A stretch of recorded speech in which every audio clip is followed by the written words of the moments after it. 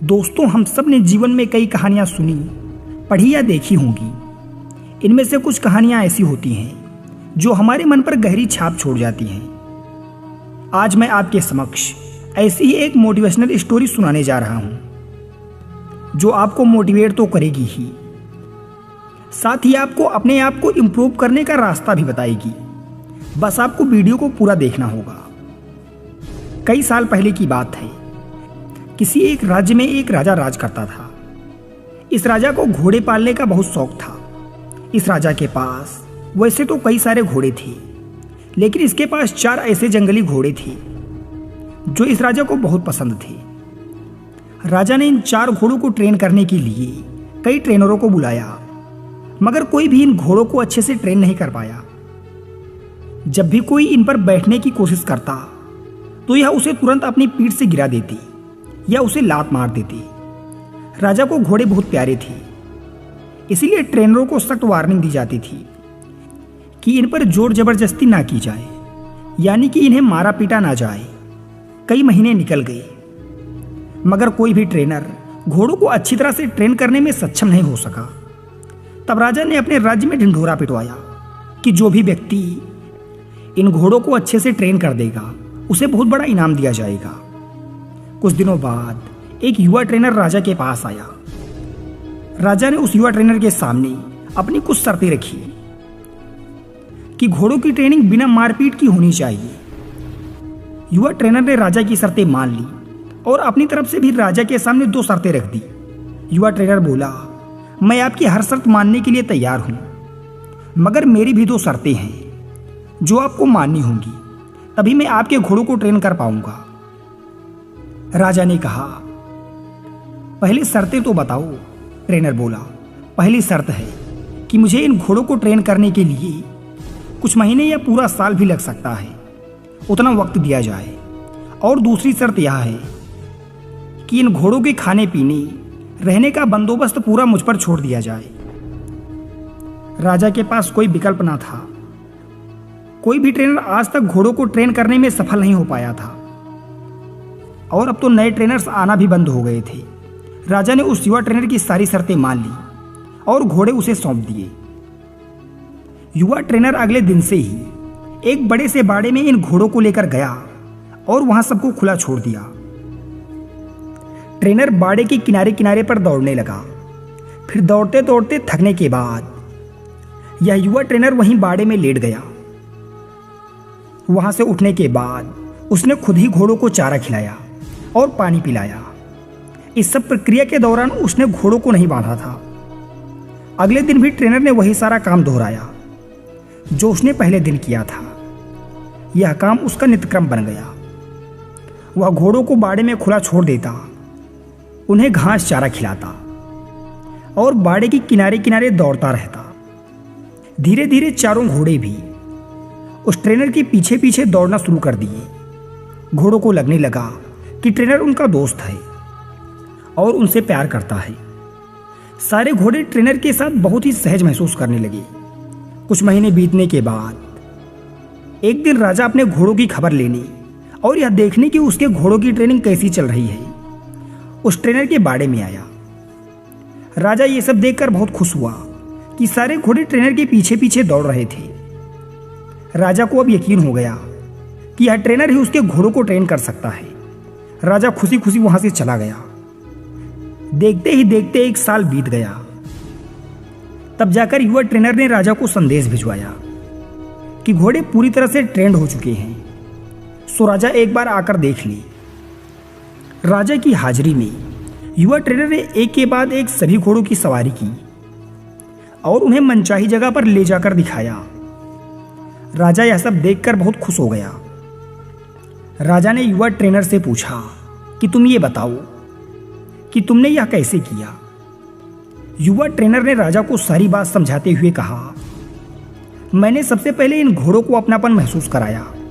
इनके साथ रहकर मैंने इनको आज़ाद करके यह जताया कि मैं इनका दोस्त हूँ और मैं इनसे प्यार करता हूँ। फिर मैंने इनको खाना और पानी देकर उनके और करीब जाने की कोशिश की और इनके साथ खेलकर इन्हें सिखाने की कोशिश की। इस तरह धीरे धीरे ये घोड़े मुझे अपने करीब आने देने लगी और कुछ समय बाद ये मुझे अपनी पीठ पर बैठाने लगी। और फिर एक दिन ऐसा भी आया जब मुझे यह पीठ पर बिठाकर दौड़ाने लगी। राजा ने युवा ट्रेनर की समझदारी की प्रशंसा की, उसे वादे के अनुसार लाखों सोने की मोहरें दी और साथ ही हमेशा के लिए इन 4 घोड़ों की देखभाल करने की नौकरी भी दी। दोस्तों, इस कहानी का सारांश बहुत ही गहरा है। अगर मनुष्य के जीवन के साथ इन 4 घोड़ों की तुलना की जाए तो यह 4 घोड़े होंगे: चिंता, गुस्सा, घमंड और लालच। और मनुष्य की बुद्धि को हम युवा ट्रेनर की तरह देख सकते हैं। जिस तरह से युवा ट्रेनर ने पर्याप्त समय लेकर और बड़ी ही समझदारी से धीरे धीरे 4 बदमाश घोड़ों पर काबू पाया, उसी तरह कोई भी मनुष्य अपने जीवन के सबसे बदमाश घोड़े यानी कि चिंता, क्रोध, घमंड और लालच पर काबू पा सकता है। पहला अप्रशिक्षित घोड़ा जो कि चिंता है। हमारी बुद्धि को यह समझना होगा कि चिंता बुरी होती है और चिंतन फायदेमंद होता है।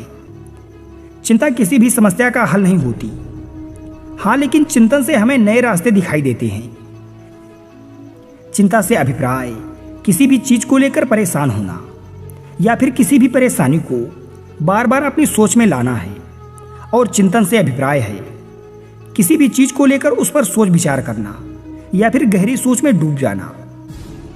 जब हम कुछ चाहें और हमारी वह चाहत पूरी ना हो या जो हमारे पास है उसके जाने का डर सताए या फिर किसी भी काम में देरी होने लगी तो हमारा मन परेशान हो जाता है।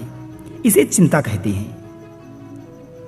इसमें मन व बुद्धि अशांत हो जाती है, चित्त अपनी सामान्य स्थिति से नीचे आने लगता है और ऊर्जा अधोगति में बहने लगती है।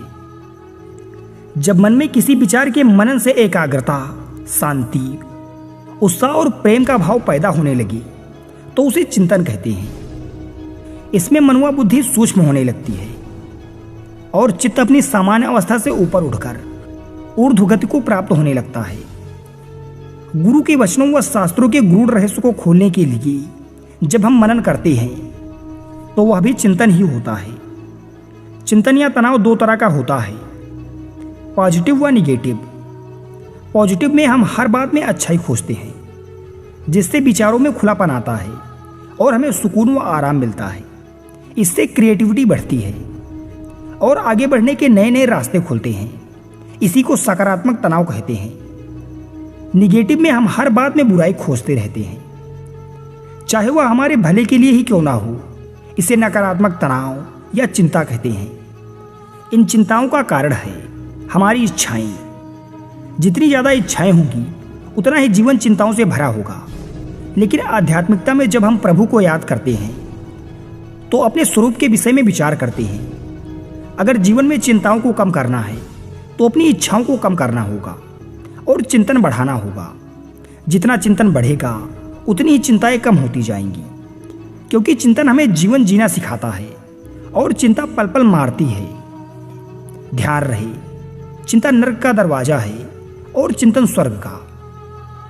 दूसरा उद्धड़ घोड़ा है क्रोध। दोस्तों, कभी कभी जीवन में क्रोध करना आवश्यक होता है। कभी कभी ऐसी परिस्थितियां आती हैं जब आपका हक कोई मार रहा हो या बेवजह आप पर कोई जुल्म कर रहा हो, तब क्रोध करना कोई बुरी बात नहीं है।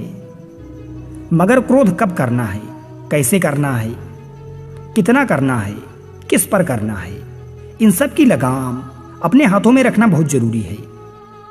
दोस्तों, क्रोध आने का प्रमुख कारण व्यक्तिगत या सामाजिक अवमानना है। उपेक्षित, तिरस्कृति और हे समझे जाने वाले लोग अधिक क्रोध करते हैं, क्योंकि वे क्रोध जैसी नकारात्मक गतिविधि के द्वारा भी समाज को दिखाना चाहते हैं कि समाज में उनका भी अस्तित्व है। दोस्तों, क्रोध के आने पर हमारी बुद्धि मर जाती है। इसीलिए गुस्से में लिया गया निर्णय सदैव हमें नुकसान पहुंचाता है। बुद्धिमान लोग कभी भी क्रोध नहीं करते। कहा जाता है कि क्रोध हमेशा मूर्खों की छाती में ही बसता है। तीसरा उद्दंड घोड़ा है लालच। लालच अगर ज्ञान पाने की हो तो अच्छी है, लालच अज्ञानता की हो तो बुरी है। लालच धन, मेहनत से प्राप्त करने की हो तो अच्छी है। लालच बिना मेहनत की गलत तरीके से धन प्राप्त करने की हो तो बुरी है। चौथा और आखिरी उद्दंत घोड़ा घमंड।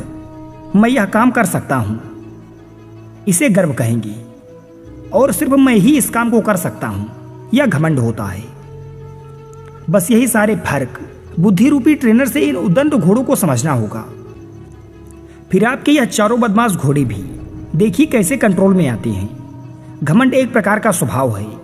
ऐसे स्वभाव के व्यक्ति न सिर्फ खुद को बेहतर समझते हैं, बल्कि वह यह भी सोचते हैं कि उनके जैसा दूसरा कोई नहीं। साधारण भाषा में कहा जाए तो अगर कोई इंसान किसी काम को बेहतर तरीके से करता है और उसकी तारीफ सभी जगह होने लगती है, जिसके बाद वह इंसान यह सोचने लगता है कि उसके जैसा इस काम को कोई नहीं कर सकता, यह विचार ही घमंड को दर्शाता है। ऐसे में लगातार उसके विचारों में न सिर्फ बदलाव आते हैं, बल्कि उसके व्यवहार में भी बदलाव शुरू हो जाता है, जिसमें वो हर जगह दूसरे से खुद को बेहतर दिखाने की कोशिश करता है। ऐसे अनचाहे व्यवहार को देखने के बाद धीरे धीरे उससे जुड़े आसपास के लोग उसे घमंडी कहने लगते हैं। जिन कारणों से हमें घमंड है, उन्हीं कारणों से हम घमंड से बच सकते हैं। उदाहरण के तौर पर कहा जाए तो अगर हमें पैसों का घमंड है, तो पैसों का मोह यानी लालच को कम करना चाहिए। उन साथियों को यह भी देखना चाहिए जिनके पास पैसे नहीं हैं, आखिर वह किस तरह गुजारा करते हैं। इससे हमें पैसों की कीमत का अंदाजा हो जाएगा। साथ ही अगर पैसों को दान दिया जाए तो कहीं ना कहीं पैसों के प्रति हमारा घमंड जरूर कम होगा।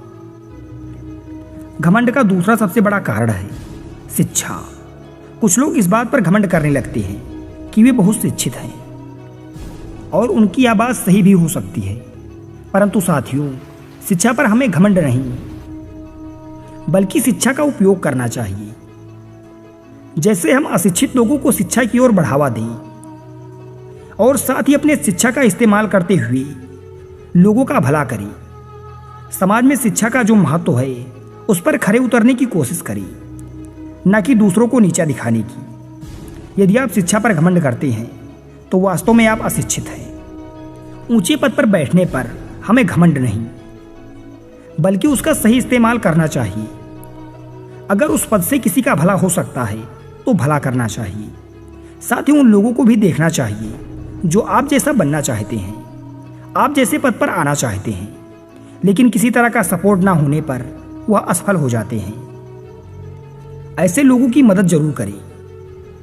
इससे हमारी पद के प्रति घमंड में भी कमी जरूर आएगी। हमें घमंड नहीं करना चाहिए, क्योंकि घमंड हमारे जीवन को कुछ इस कदर बर्बाद कर सकता है कि अक्सर बुद्धिमान लोग मूर्खों के जैसे काम करने लगते हैं, और पढ़े लिखे लोग जाहिलों की तरह व्यवहार करने लगते हैं, और धीरे धीरे ऐसे इंसान की इज्जत को घमंड दीमक की तरह खाने लगता है।